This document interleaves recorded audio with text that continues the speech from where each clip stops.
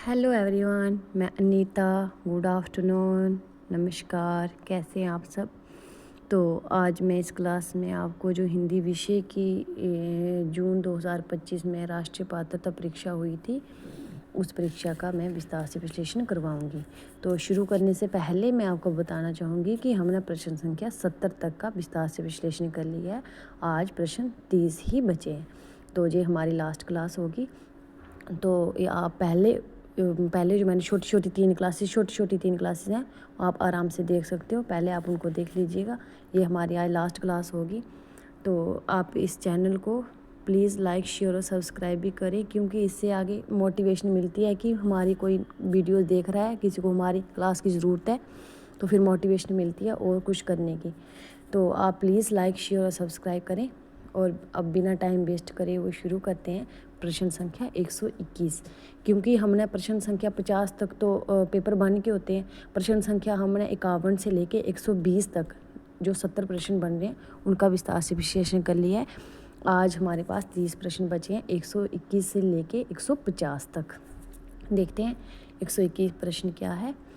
किस छायावादी रचनाकार ने अपनी कविता के संदर्भ में ये कहा है, फूलों को खिला देना तो मेरे हाथ में नहीं था, ना मैं उन्हें मुरझाने से रोक सकती थी, किंतु दीपकों को बुझाना जलाना तो मेरे हाथ में था। तो ये किसका था? विकल्प ए महादेवी वर्मा, विकल्प 2 जयशंकर प्रसाद, 3 सुमित्रानंद पंत और 4 सूर्यकांत त्रिपाठी निराला। तो ये किसका कथन था? ये विकल्प ए महादेवी वर्मा का। महादेवी वर्मा ने ये कथन अपने रचना दीपशिखा में कहा था। तो अब देखते हैं प्रश्न संख्या 122। विभिन्न विभिन्न शाखाओं के हजारों कवियों की केवल कालक्रम से गुंथी उपर्युक्त वृत्तमालाएं साहित्य के इतिहास के अध्ययन में कहाँ तक सहायता पहुंचा सकती थी? सारे रचना काल को केवल आदि, मध्य, पूर्व, उत्तर इत्यादि खंडों में आंख मूंद कर बांट देना, ये भी ना देखना कि किस खंड के भीतर क्या आता है क्या नहीं, किसी वृत्त संग्रह को इतिहास नहीं बना सकता। उपर्युक्त पंक्तियाँ हिंदी साहित्य के किस इतिहास लेखक की हैं? देखो ये किसका कथन है यहाँ पर? हिंदी साहित्य के इतिहास जो जहाँ पर है विकल्प ए रामचंद्र शुक्ल की ही पंक्तियाँ, उनका जो हिंदी साहित्य का इतिहास ग्रंथ था उसमें से थी ये पंक्तियाँ। तो यहाँ पर विकल्प ए ही सही है, रामचंद्र शुक्ल। अब देखते हैं प्रश्न संख्या 123। सूची 1 को सूची 2 से मिलाना था, सुमेलित करना था। तो ए क्या है? ठाकुर, बी मतीराम, सी गणानंद और डी बोधा। तो ये क्या थे? ये रीति मुक्त कवि थे। तो रीतिकाल के रीति मुक्त कवि थे। तो इनकी जो आगे पंक्तियाँ हैं इनको हमने देखना था कि किसके साथ कौन सी बैठ रही है, किसने कौन सी पंक्ति कही है। तो पहला क्या था? मैं पहली काव्य पंक्ति पढ़ रही हूँ। रैन दिया गुटवो करे प्राण जरे, दुखिया अखियाँ जरना सी। 2 क्या था? अति क्षीण मंडाल के तारू होते, तीही ऊपर पाँव दे आवनो है। 3 क्या था? हम तो पन्नारी बई सो बई, तुम तो सुधरो सखियाँ सिगरी। 4 क्या था? यूं यूं निहारी है नैननी, तू निखरी, तू हरी निखरी सी निकाई। तो ये पंक्तियाँ थी और ये रीति मुक्त कवि थे। अब हमने यहाँ पर देखना था कि कौन सी पंक्ति किस कवि की है। तो ठाकुर की कौन सी थी? यहाँ पर जो 3 नंबर पे है, हम तो परनारी बई सो बई, तुम तो सुधरो सखियाँ सिगरी। तो ए का यहाँ पर क्या आया था? 3। और बी क्या है? मतीराम है। तो मतीराम की यहाँ पर कौन थी? यूं यूं निहारी, जो 4 नंबर पे है, यूं यूं निहारी है नैननी, तू हरी निखरी सी निकाई। तो यहाँ पर बी के साथ क्या आना था? 4 आना था। तो गणानंद की क्या थी?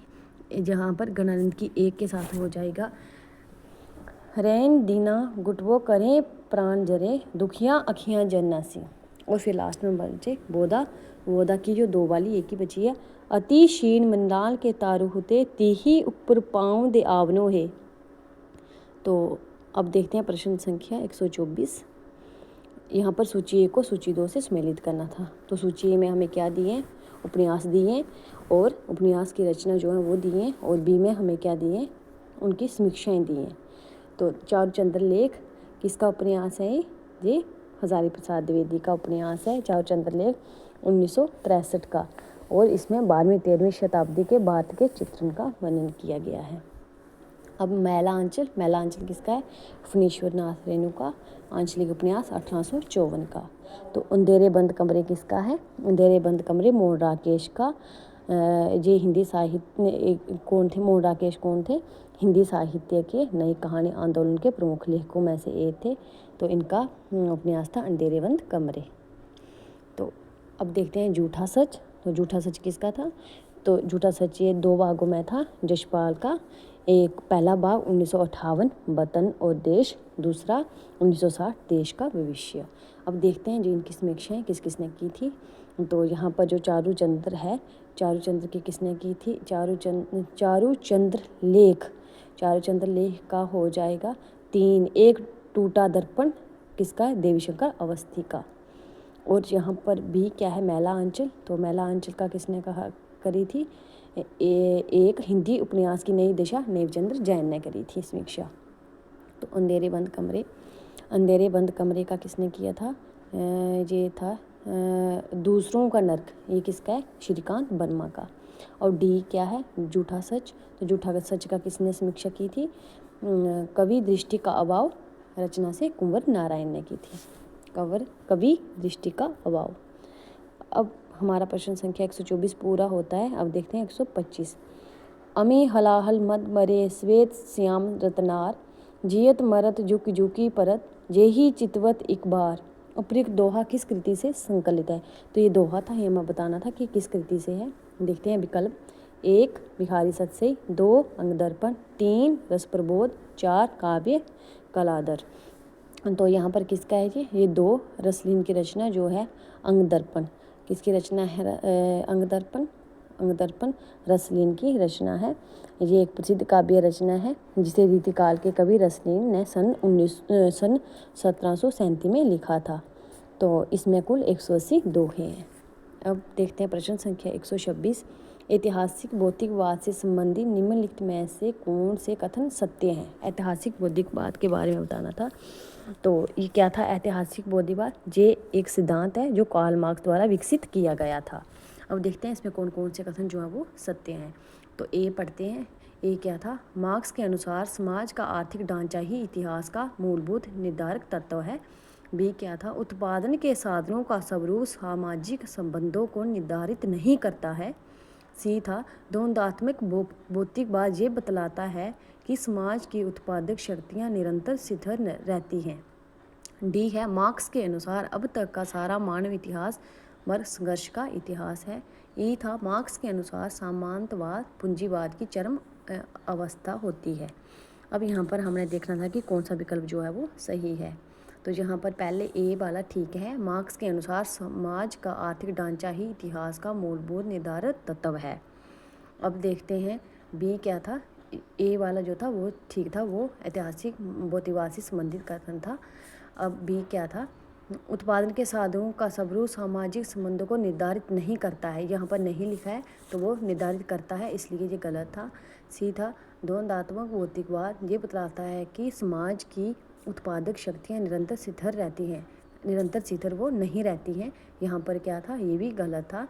डी देखते हैं। मार्क्स के अनुसार अब तक का सारा मानव इतिहास वर्ग संघर्ष का इतिहास है, ये ठीक था। तो ए और डी आ गया। ई देखते हैं। मार्क्स के अनुसार सामंतवाद पूंजीवाद की चरम अवस्था होती है। सामंतवाद पूंजीवाद की चरम अवस्था नहीं होती है, इसके लिए हमारा ई भी गलत हो जाता है। यहाँ पर हमारा विकल्प जो है वो 3 सही है, ए और डी। अब देखते हैं प्रश्न संख्या 127। मेरे राम का मुकुट भीग रहा है निबंध के संबंध में कौन सा कथन असत्य है? तो मेरे राम का मुकुट निबंध किसका है? विद्यानिवास मिश्र का निबंध संग्रह है ये ललित निबंध है। और भी इनके बहुत सारे निबंध हैं, जैसे तुम चंदन हम पानी, बसंत आ गया पर कोई उत्कंठा नहीं। तो अब जो मेरे राम का मुकुट जो भीग रहा है इसके बारे में हमने जो असत्य कथन है वो बताना था। तो निबंध का शीर्षक लोकगीत से प्रेरित है, क्या ये सही है? 2 देखते हैं। भारतीय सांस्कृतिक जीवन मूल्यों के उदात्त एवं मार्मिक स्वरों की अभिव्यक्ति है। 3 क्या है? निबंधकार ने निबंध में जिस मेहमान कन्या का उल्लेख किया उसका नाम कृष्णा है। 4 क्या है? ये विद्यानिवास मिश्र का पहला ललित निबंध है। तो इसमें हमने देखना था कि कौन सा सही है। तो यहाँ पर जो थे 3 पहले जो सही है, निबंध का शीर्षक लोकगीत से प्रेरित है, ये सही है। भारतीय सांस्कृतिक जीवन मूल्यों के उदात्त एवं मार्मिक स्वरों की अभिव्यक्ति है, ये भी सही है।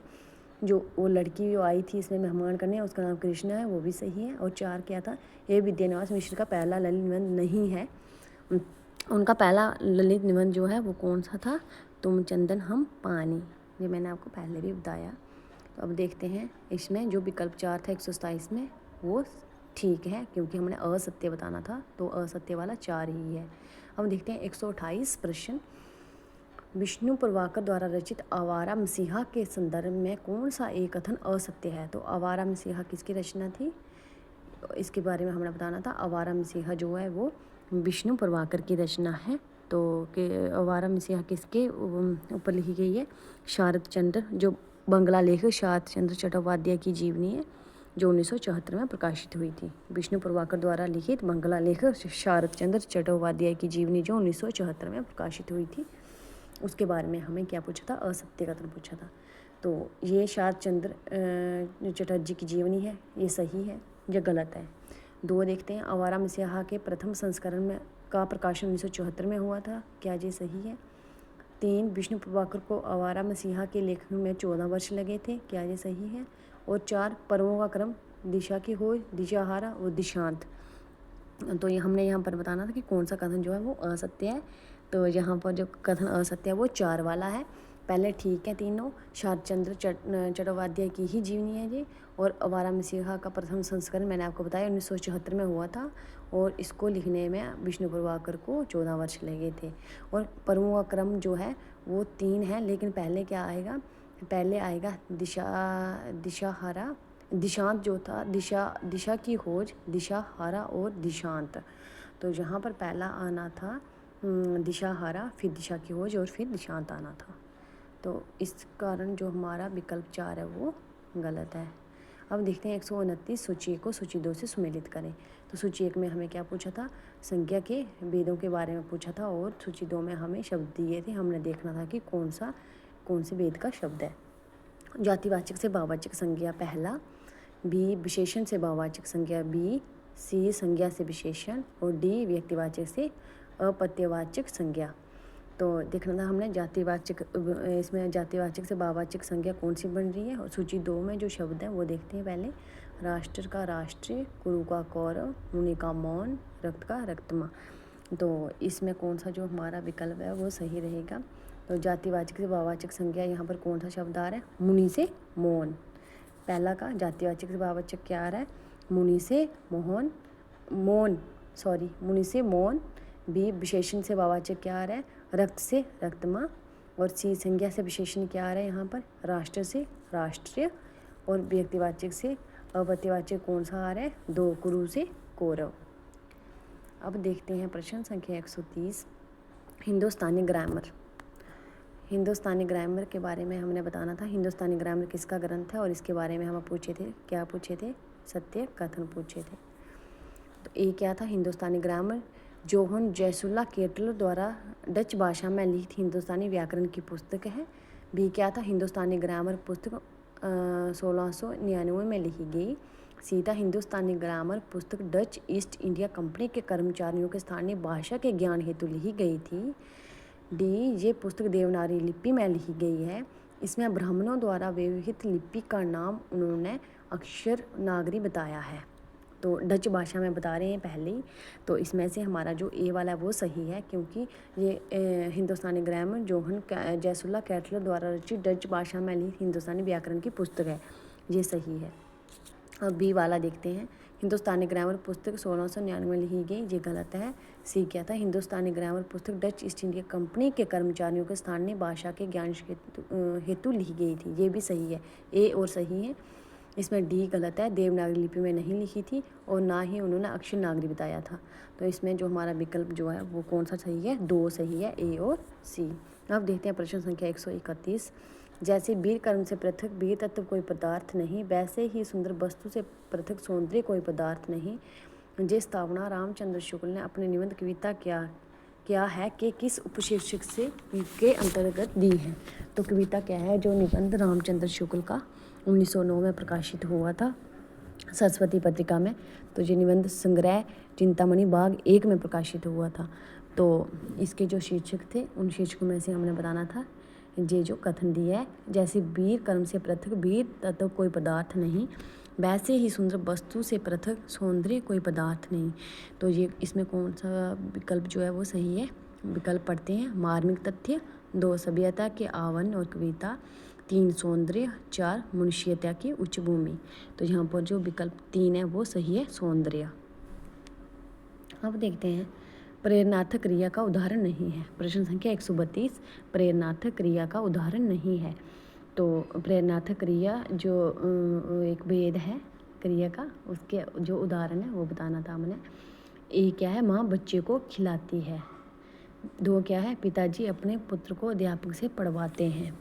3 क्या है, आइसक्रीम देखते ही बच्चे उस पर टूट पड़ते हैं। 4 लड़के ने कपड़ा सिलवाया। तो पहले हमें ये पता होना चाहिए कि प्रेरणार्थक क्रिया क्या है। प्रेरणार्थक क्रिया क्रिया का एक भेद है। प्रेरणार्थक क्रिया में क्या होता है, जिसमें कर्ता खुद काम न करके किसी दूसरे को कार्य करने के लिए प्रेरित करता है। जैसे पढ़ना का प्रेरणार्थक क्रिया क्या होगी, पढ़वाना, मतलब किसी दूसरे से काम करवा रहा है तो उसको बोलते हैं। तो इसमें कौन सा है जो दूसरे से काम किया जा रहा है, आइसक्रीम देखते ही बच्चे उस पर टूट पड़े। जहाँ पर उदाहरण नहीं है हमें ये बताना था। पहले में भी देखो प्रेरणार्थक आ रहा है, माँ बच्चे को खिलाती है, पिताजी अपने पुत्र को अध्यापक से पढ़वाते हैं, और 4 वाला भी लड़के ने कपड़ा सिलवाया। लेकिन 3 वाला आइसक्रीम देखते ही बच्चे उस पर टूट पड़ते हैं, ये क्रिया प्रेरणार्थक क्रिया का उदाहरण नहीं है। जहाँ पर कर्ता खुद काम न करके किसी दूसरे को कार्य करने के लिए प्रेरित करते हैं, उसे प्रेरणार्थक क्रिया कहते हैं। अब देखते हैं प्रश्न संख्या 133, नंद किशोर आचार्य निम्नलिखित में से किस सप्तक के कवि थे। तो नंद किशोर आचार्य कौन से सप्तक के कवि थे। 1 चौथा सप्तक, 2 दूसरा सप्तक, 3 तीसरा सप्तक, 4 जो है वो तार सप्तक। तो ये हमें विकल्प दिए थे। तो जो चौथा सप्तक था ये 1979 में अवधेश जहाँ पर कितने थे, 1979 में यहाँ 1979 में प्रकाशित हुआ था चौथा सप्तक। तो इसमें 7 कवि थे, अवधेश कुमार, राजकुमार कुंभज, सुदेश भारती, नंद किशोर आचार्य, सुमन राजे, श्री राम वर्मा और राजेंद्र किशोर। तो ये मैंने आपको नाम बताए, आपको पता चल गया होगा कि ये नंद किशोर आचार्य जो हैं वो विकल्प 1 चौथा सप्तक के कवि थे। 134, किस विचारक का संबंध रूसी रूपवाद से नहीं है। तो यहाँ पर विकल्प ए है, 1 है F.R. लेविस, 2 है रोमन जैकोवसन, 3 है विक्टर श्लोवस्की, 4 है बोरिस एकेनबाम। तो यहाँ पर देखना था कि किस विचारक का है ये रूसी रूपवाद से संबंध नहीं है। तो इसमें ए विकल्प जो 1 है वो F.R. लेविस, उनका रूसी रूपवाद से संबंध नहीं था। कौन थे ये F.R. लेविस? 20वीं सदी के एक प्रभावशाली ब्रिटिश साहित्यिक आलोचक थे जो पाठ का गहन अध्ययन और साहित्य में नैतिक गंभीरता पर जोर देने के लिए जाने जाते हैं। तो रोमन, विक्टर और बोरिस ये तीनों रूसी रूपवाद से संबंधित थे। अब देखते हैं प्रश्न संख्या 135, दुखी मन में उतर आती है पिता की छवि, अभी तक जिन्हें कष्टों से नहीं निष्कृति, उन्हें अपने पिता की मैं अनुकृति हूँ, यही मैं हूँ। उपयुक्त पंक्तियों के रचयिता हैं। तो यहाँ पर एक कौन है इसके रचयिता। विकल्प 1 धर्मवीर भारती, विकल्प 2 रघुवीर सहाय, विकल्प 3 नरेश मेहता, विकल्प 4 हरिनारायण व्यास। तो ये किसकी पंक्ति थी, ये रघुवीर सहाय की रचना थी। रघुवीर सहाय की रचना जिसका नाम यही मैं हूँ, यही मैं हूँ से ये पंक्ति है, उनकी जो काव्य कृति है। तो विकल्प 2 सही है, रघुवीर सहाय। अब देखते हैं प्रश्न संख्या 136, निम्नलिखित में से कौन सी पत्रिका या रचना माधव प्रसाद मिश्र से संबंधित नहीं है। तो माधव प्रसाद मिश्र के बारे में हमें बताना था। विकल्प ए सुदर्शन, विकल्प 2 एक टोकरी भर मिट्टी, विकल्प 3 सब मिट्टी हो गया, विकल्प 4 वैश्योपकारक। तो जो विकल्प ए है, जहाँ पर जो विकल्प 2 है वो माधव प्रसाद मिश्र से संबंधित नहीं है। ये किससे है, ये माधव प्रसाद सप्रे से संबंधित है। एक टोकरी भर मिट्टी कहानी है जो 1901 में छत्तीसगढ़ मित्र पत्रिका में प्रकाशित हुई थी माधव प्रसाद सप्रे के द्वारा। तो जहाँ पर माधव प्रसाद मिश्र से संबंधित नहीं, ये माधव प्रसाद स्प्रे की कहानी है। यहाँ पर हमारा विकल्प 2 जो है वो सही हो गया। अब देखते हैं प्रश्न संख्या 137। निम्नलिखित काव्य कृतियों को प्रकाशन वर्ष के अनुसार पहले से बाद के क्रम में व्यवस्थित कीजिए।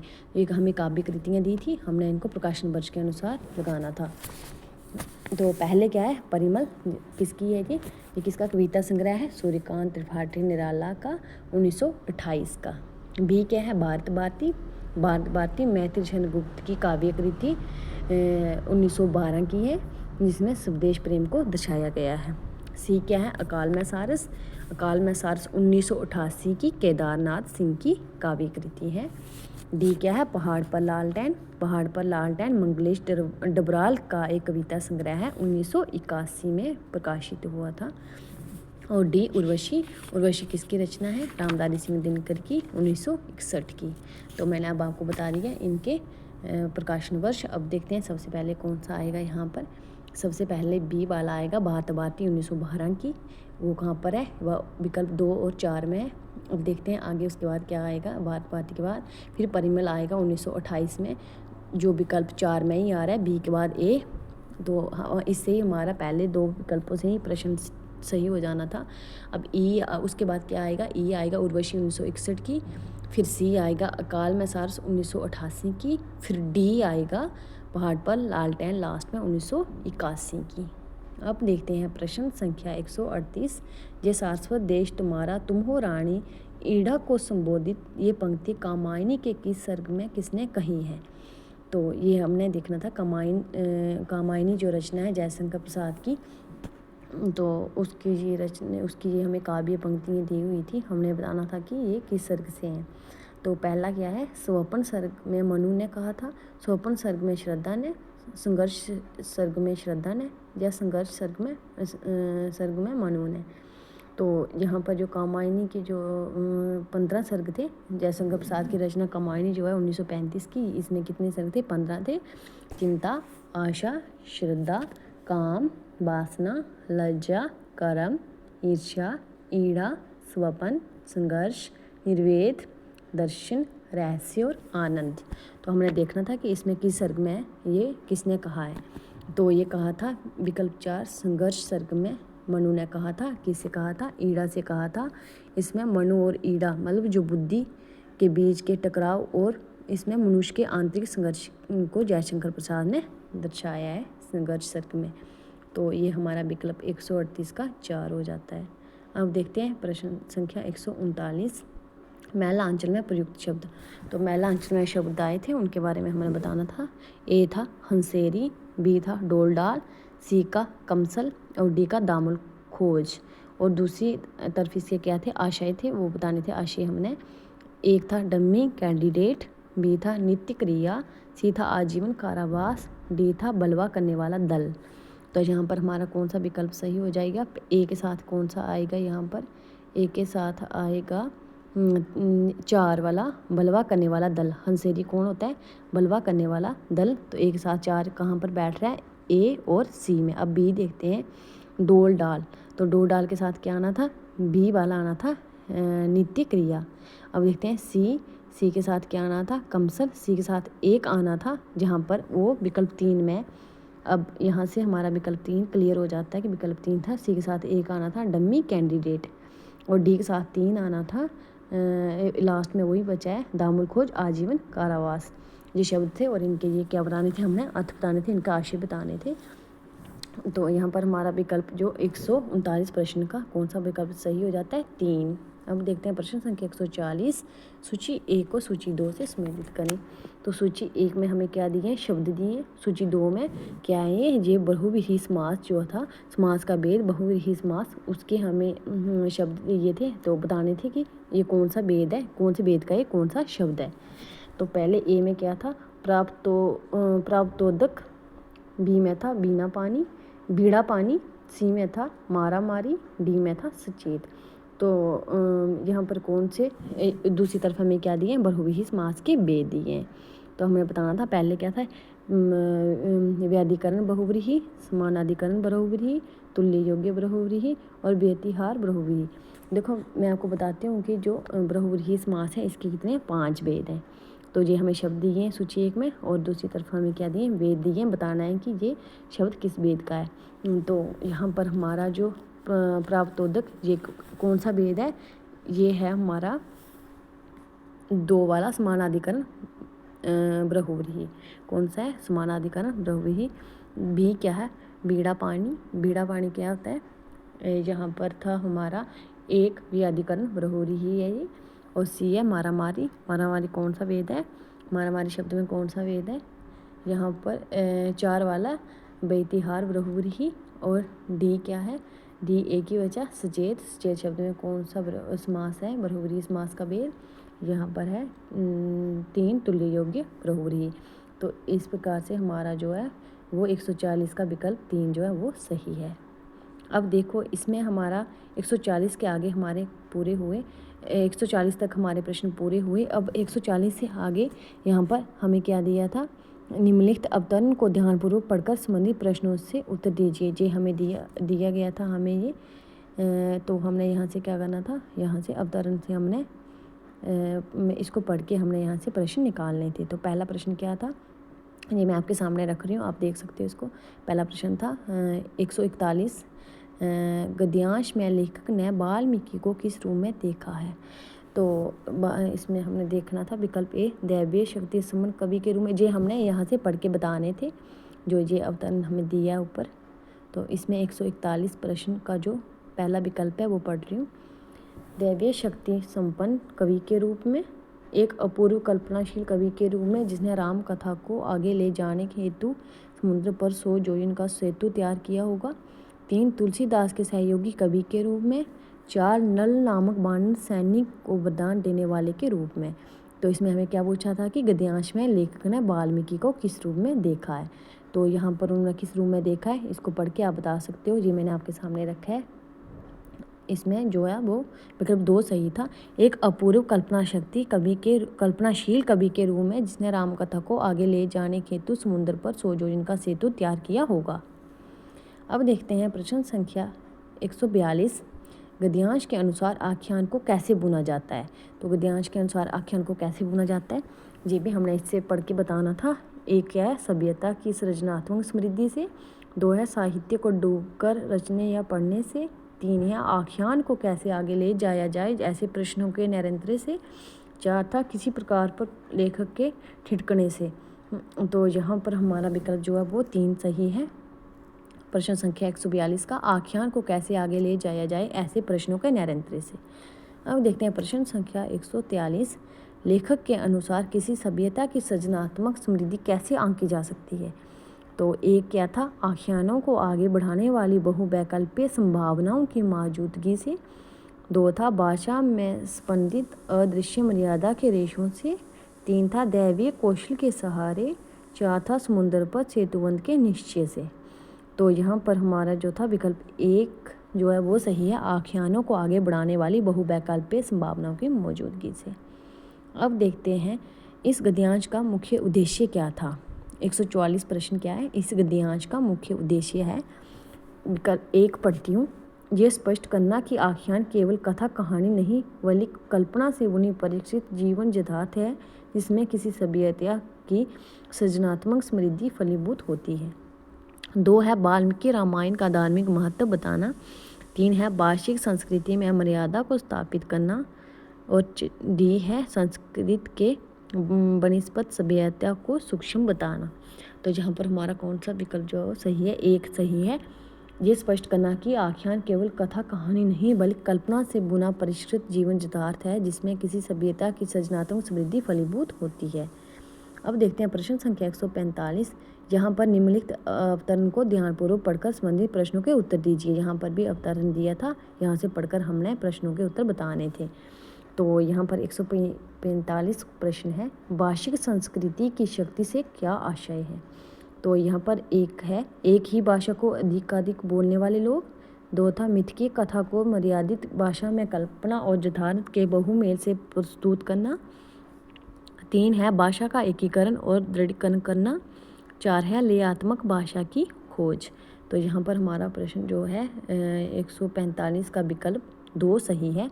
मिथ के कथा को मर्यादित भाषा में कल्पना और यथार्थ के बहुमेल से प्रस्तुत करना। अब देखते हैं प्रश्न संख्या 146। रचना के राग दीपक सच से साक्षात्कार एक चुनौती कैसे है? तो ये भी हमने पढ़ के बताना था। 1 है क्योंकि प्रत्येक रचना राग वृद्ध होती है और रागों का सटीक ज्ञान सबको नहीं होता। 2 है साक्षात्कार एक जटिल विधा है जिसमें अपना सच लोग कम बताते हैं। 3 है प्राय रचना जटिल, दुरूह और संश्लिष्ट होती हैं, इसलिए रचना के राग दीप्त सच से साक्षात्कार एक चुनौती है। 4 है आज के अधिकांश आलोचक चुनौतियों का सामना करने से कतराने लगे हैं। तो यहाँ पर विकल्प जो 3 है वो सही है। प्राय रचना जटिल, ध्रुव और संश्लिष्ट होती है, इसलिए रचना के राग दीप्त सच से साक्षात्कार एक चुनौती है। अब देखते हैं प्रश्न संख्या 147।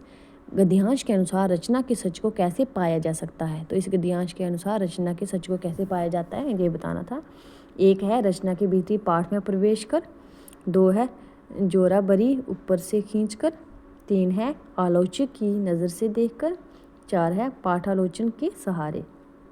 तो यहाँ पर हमारा जो विकल्प एक है वो सही है, रचना के भीतरी पाठ में प्रवेश कर। अब देखते हैं प्रश्न संख्या 148। गद्यांश के अनुसार कविता के संबंध में असत्य कथन है।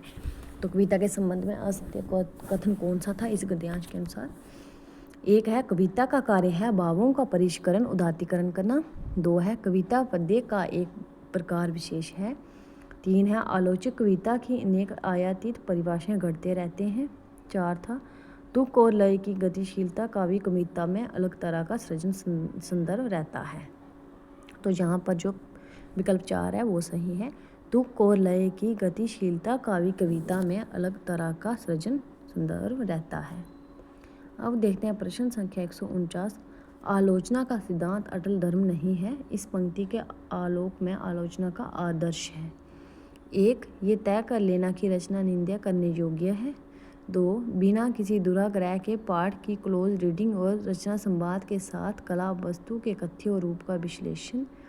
3 है कृति की प्रशंसा का पूर्व निर्धारण कर मानदंड बनाना। 4 है बिक्री के आधार पर कृति के संबंध में अपना फैसला सुनाना। तो यहाँ पर विकल्प 2 जो है वो सही है, बिना किसी दुराग्रह के पाठ की क्लोज रीडिंग और रचना संवाद के साथ कला वस्तु के कथ्य और रूप का विश्लेषण। अब देखते हैं प्रश्न संख्या 150। मर्मज्ञ आलोचक द्वारा रचना की पुनर्रचना से पाठक कैसे लाभान्वित होता है? तो देखना मर्मज्ञ आलोचना के द्वारा पुनर्रचना से पाठक को कैसे लाभ होता है। अब देखते हैं विकल्प 1 पाठक में आलोचक की प्रतिभा जाग उठती है, पाठक की पढ़ने की भूख बढ़ जाती है, पाठक की रसानुभूति और सौंदर्य अनुभूति के परिष्करण के साथ उसका सृजनात्मक विस्तार हो जाता है। 4 था पाठक बहुधा बहुआयामी लेखक बन जाता है। तो यहाँ पर जो था हमारा विकल्प 3 जो है वो सही है, पाठक की रसानुभूति और सौंदर्य अनुभूति के परिष्करण के साथ उसका सृजनात्मक विस्तार हो जाता है।